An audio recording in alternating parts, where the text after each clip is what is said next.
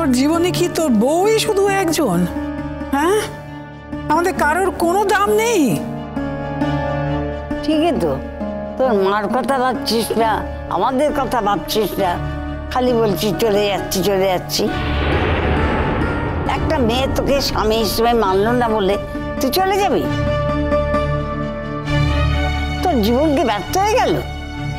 আমরা তোকে বড় করিনি, মানুষ করিনি? বল, উত্তর দে না চাঁদু, আমরা কি কিছুই করিনি তোর জন্যে? দেখো বাবা, আমার প্রাণ থাকতে আমি তোমায় যেতে দেবো না। তুমি এইভাবে আমাদের হারিয়ে দিয়ে চলে যেতে পারো না। কি দেখতে এসেছেন? এই দেখতে এসেছেন তো যে আপনার মেয়ে কিরকম ভেঙে দিল, গুড়িয়ে দিল আমাদের সংসারটা। দেখুন দেখুন কিভাবে ভেঙে দিল, দেখুন। না না, আমি একটা জিনিস বুঝতে পারছি না যে আমার বুড়িমার এত জোর কোথা থেকে এলো যে আপনাদের এরকম একটা শক্ত পোক্ত সংসার ভেঙে দিতে পারছে। দেখুন, সংসারটা তো গড়েনি যে ভাঙবে, সংসারটা তো গড়েছিলেন আপনি। তাহলে আপনার ছেলে চলে যাচ্ছে কেন? দেখুন, তাকে তো এ বাড়ি থেকে কেউ চলে যেতে বলেনি, আপনিও বলেননি। এতদিন সে দায়িত্ব না নিয়ে বেশ ছিল, এখন হঠাৎ দায়িত্ব নেওয়ার সুযোগ পেয়েও সে দায়িত্ব ছেড়ে চলে যেতে চাইছে কেন? এত বছর পর তার স্ত্রীর প্রতি এত ভালোবাসার তো কোনো মানে নেই। তাছাড়া সে তো নিজেও মনে রাখতে পারেনি তার স্ত্রীকে, সে তো অসুস্থ ছিল। তারপর ধরুন যখন তার মনে পড়েছে, হ্যাঁ ধরে নিলাম যে তখনই না হয় সে ছুটে চলে এসেছে, কিন্তু সে কি শুধু তার স্ত্রীর জন্য ছুটে চলে এসেছে? তার সন্তানদের জন্য আসেনি? আপনার জন্য আসেনি? তার সন্তানদের প্রতি তার কোনো দায় দায়িত্ব নেই? না না, তুই কথাটা বলেছিস ঠিকই, কিন্তু তোকে তো এটাও ভাবতে হবে যে আমাদের মেয়েও কিছু কম গন্ডগোল করলো না। এই একটা ক্ষেত্রে আমাদের নাক কেটে দিল একেবারে। ছি ছি ছি ছি ছি ছি ছি বুড়ি, আমি তো ভাবতে পারি না যে তুমি এরকম একটা কাজ করতে পারো।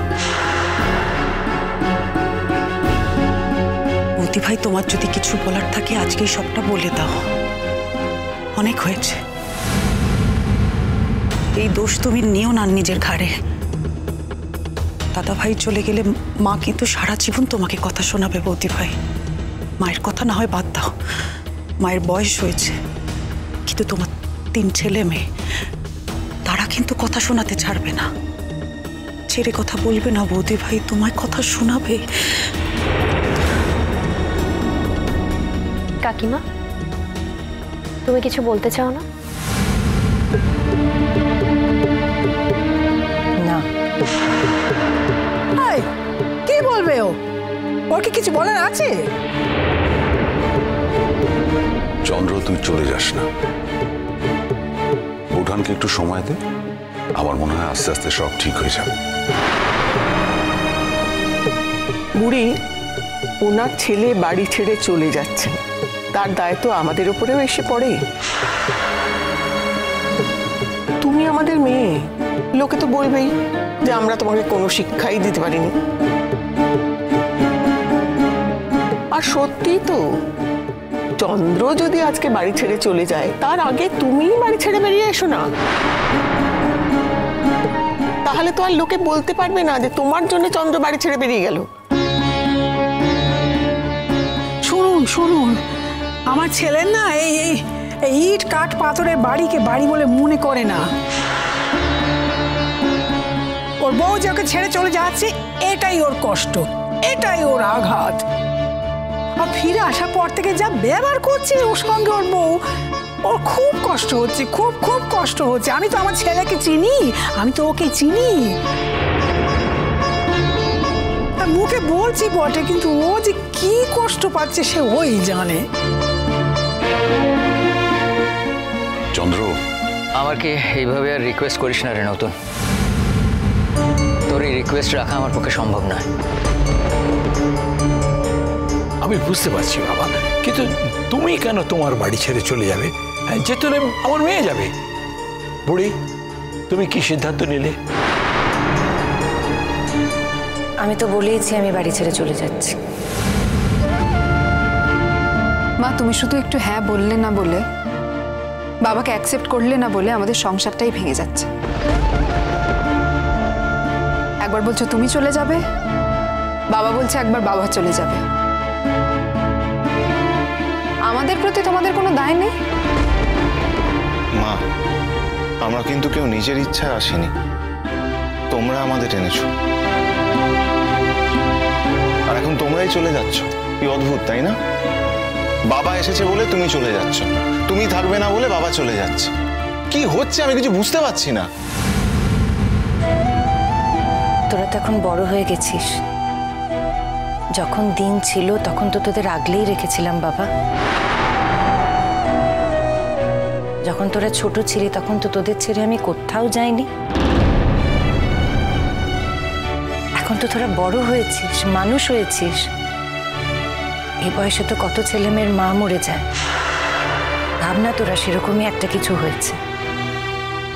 ভাবনা তোরা যে আমি মানিয়ে থাকতে পারলাম না বলেই চলে যাচ্ছি। মনে কর দোষটা আমার, সমস্যা আমার, আর কারো কোনো সমস্যা নেই। তুমি এই সমস্যাটা তৈরি করলে বৌঠা।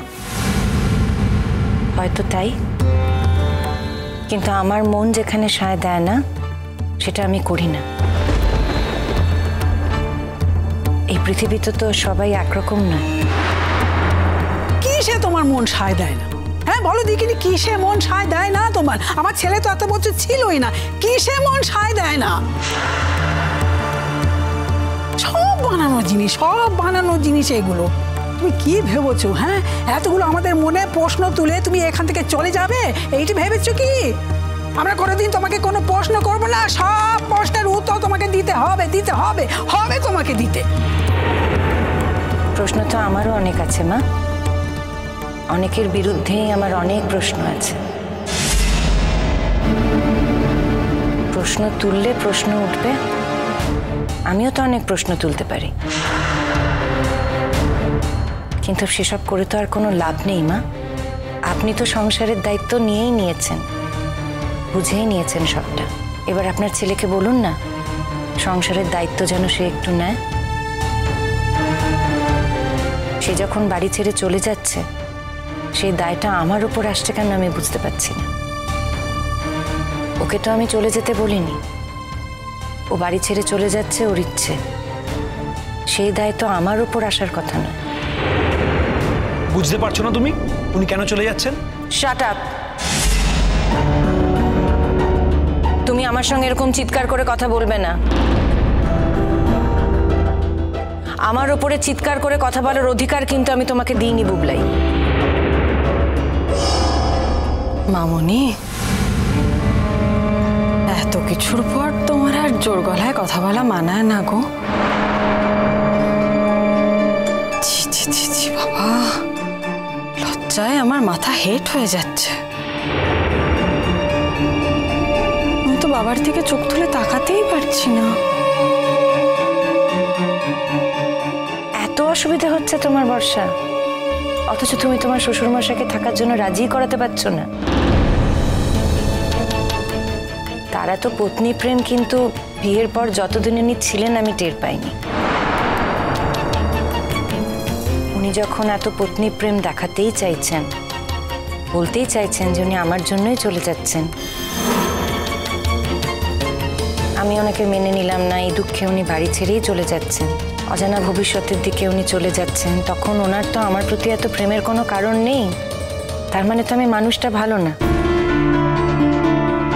আর তুমি তো জানোই আমি মানুষটা কতটা খারাপ। এমনকি বুবলাইও বুঝে গেছে যে ওর মা কতটা খারাপ। এখন তো ভাবিলার মিঠিও বুঝে গেছে। তো তোমরা সবাই মিলে বুঝিয়ে বলো তোমাদের বাবাকে, এরম একজন গুড ফর নাথিং মানুষের জন্য তো বাড়ি ছেড়ে চলে যাওয়ার কোনো মানেই হয় না। চিরসখা হে